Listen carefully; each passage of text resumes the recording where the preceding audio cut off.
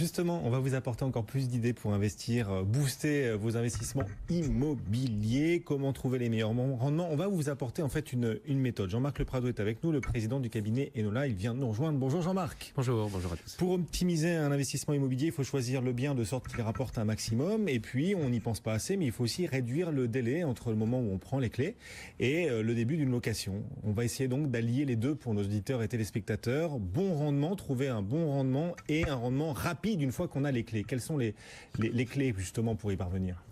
Alors, j'ai toujours pensé qu'il fallait découper en fait une phase d'investissement en 3 étapes. Première étape, avant même l'achat, c'est la réflexion autour de ce qu'il faut faire, comment il faut le faire, comment il faut le bâtir.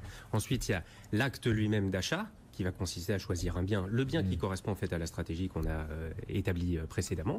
Et puis après, il y a le déroulé. Et effectivement, dans ce déroulé, il y a l'impact extraordinairement important du délai entre le moment où vous avez les clés de votre appartement, de votre bien, et le moment où le premier loyer arrive sur votre compte. Alors, on va y aller étape par étape. Donc, pour vous aider à trouver le meilleur rendement possible et réduire le délai entre le moment où vous avez les clés et le début d'une location, puisque la vacance locative, ça coûte toujours très cher. Donc, on va essayer de vous éviter de cette vacance locative. D'abord, avant d'acheter, quelles sont les précautions à prendre, Jean-Marc? Alors, je pense qu'il y a beaucoup de précautions à prendre, il y a beaucoup de questions à se poser en fait, avant même d'aller chercher le produit immobilier. Il va y avoir notamment tout le montage, le choix en quelque sorte du produit que l'on va traiter. Est-ce qu'il faut faire de la défiscalisation? Est-ce qu'il faut faire de l'ancien classique? Est-ce qu'il faut faire de la location nue, de la location meublée? Comment faut-il financer son opération? Est-ce qu'il faut associer les enfants à travers un montage via une SCI par exemple ou une SARL de famille? Bref, il y a une stratégie patrimoniale à adopter avant même d'aller chercher le produit, de manière à ce que, au moment où on va chercher le produit, toutes ces questions-là ne se posent plus.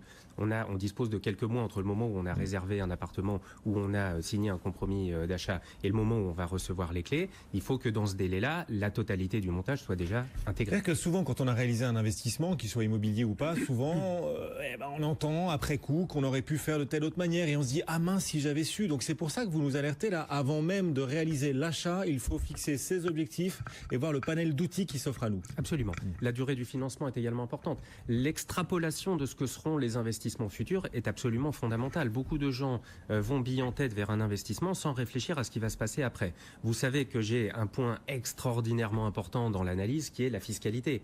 Vous savez, vous vous rappelez que la fiscalité, elle peut être tout à fait agréable dans un premier temps et puis devenir totalement prohibitive au bout d'un certain temps lorsque vous générez des excédents fonciers, par exemple, qui vont générer un niveau d'impôt très important. Mais par exemple, si j'ai 100 000 euros à investir, voilà, imaginons 100 000, ou même, faisons plus simple encore, 300 000 euros. Qu'est-ce que vous conseillez? Vous conseillez d'investir dans un bien qui coûte 300 000 euros ou plutôt dans 3 biens de 100 000 euros chacun, sachant que l'objectif, encore une fois, c'est le rendement locatif qu'on percevra à la fin? Là, il y a plusieurs questions à se poser face à une problématique comme celle-là. C'est quel est votre horizon de placement? Est-ce que vous souhaitez faire un placement pour quelques années en attendant de faire autre chose? Est-ce que vous avez un horizon de placement de 15, 20 ou 25 ans? Premièrement, c'est une question absolument fondamentale. Si vous avez 4 ou 5 ans devant vous, je vous déconseillerais plutôt de faire de l'immobilier. Moi, j'ai le sentiment que le risque est important lorsqu'on veut faire un placement à court terme sur l'immobilier. J'espère toujours me tromper quand je vois des gens le faire, mais en tout état de cause, je suis assez inquiet de ça. Ensuite, autre question fondamentale à se poser, est-ce que vous avez besoin de revenus complémentaires ou pas?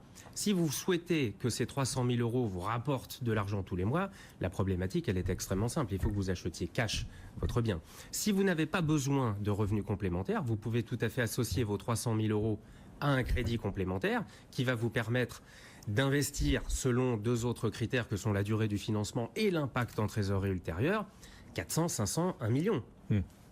Donc vous avez tout un tas de questions à vous poser. Est-ce que vous voulez associer vos enfants à la problématique? Est-ce que vous voulez transmettre? Est-ce que vous voulez... Bien sûr. Et est-ce qu'on veut défiscaliser? Vous le disiez, quand on achète un bien qu'on va mettre en location, quand on l'achète à crédit, ça permet de défiscaliser. Oui, sauf que c'est compliqué d'anticiper parce que on défiscalise en première année tant, et puis ensuite les intérêts évoluent, et donc on défiscalise moins à la fin. Et ça, il faut aussi pouvoir l'anticiper dès le départ. Absolument. Il y a une règle de base, c'est de faire une simulation financière et fiscale avec des hypothèses plutôt prudentes sur la totalité de la durée du crédit.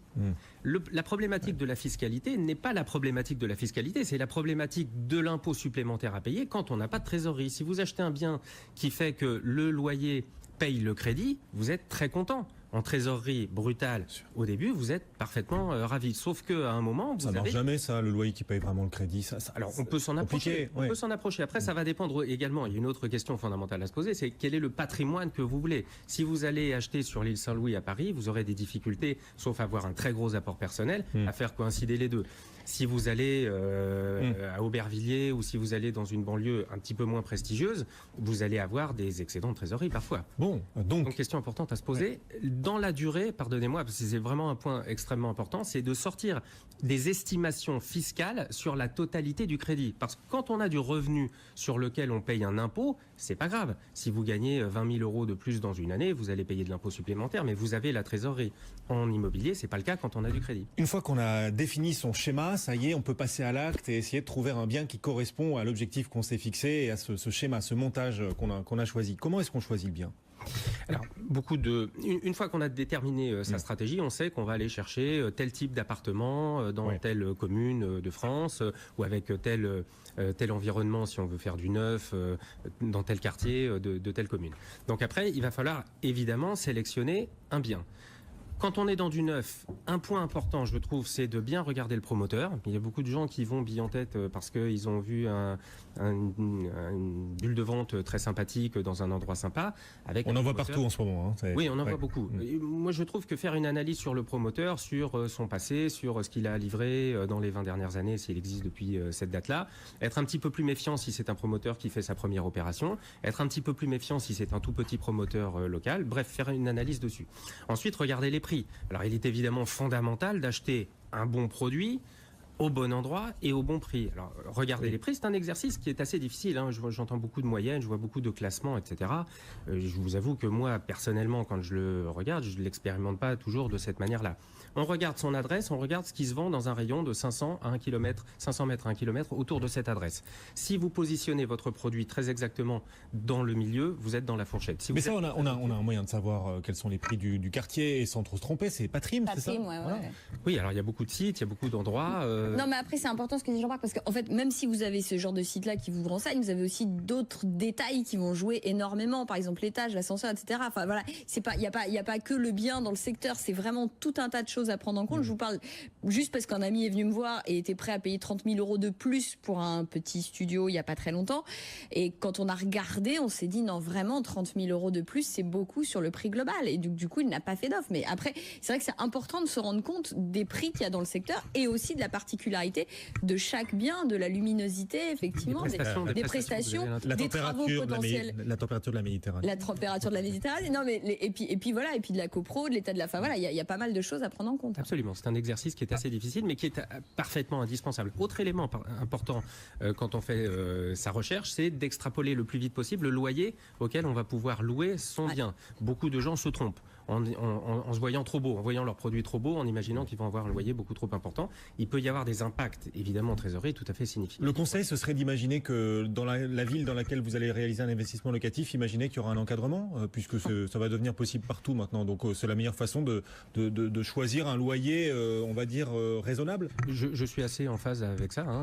Une analyse qui consiste à ne pas aller chercher nécessairement les rendements les plus élevés de manière à se prémunir contre ce risque-là. Si vous êtes sur un niveau de loyer, on va dire, très cohérent par rapport à votre marché, pareil, si vous déterminez ce qui se loue dans des catégories à peu près identiques à ce que vous souhaitez, ce que vous envisagez d'acheter et que vous êtes au milieu, vous n'aurez pas ce problème. Bon, et puis après, votre rendement, il pourra être affecté une fois que vous avez choisi le bien, vous avez investi, il pourra être affecté par votre choix, si vous déléguez ou pas la gestion locative. Voilà, il y a tout ça qui vient ensuite parachever le travail. Absolument, ne pas oublier d'intégrer tous ces frais, les charges de copropriété qui peuvent être très différentes d'un produit à l'autre, le fait de gérer ou pas, les assurances qui sont évidemment souvent indispensables. Bref, c'est super dissuasif, Jean-Marc. Il y a trop d'éléments là, non ? Je ne sais pas si c'est dissuasif ou pas. En tout cas, quand on veut se lancer dedans, je pense qu'il vaut mieux avoir conscience de l'étendue des difficultés et de les traiter les unes après les autres. Parce que quand ça fonctionne bien, ça fonctionne très très bien. Exact. Très agréable. Ouais. Discours de la méthode. Voilà, méthodologie pour réaliser son investissement locatif et optimiser votre rendement. Merci Jean-Marc d'être venu nous voir. Merci. Régulièrement avec nous sur BFM Business, le président du cabinet Enola. Et Marie, on se retrouve demain ? À demain. Pour de nouvelles aventures. À demain.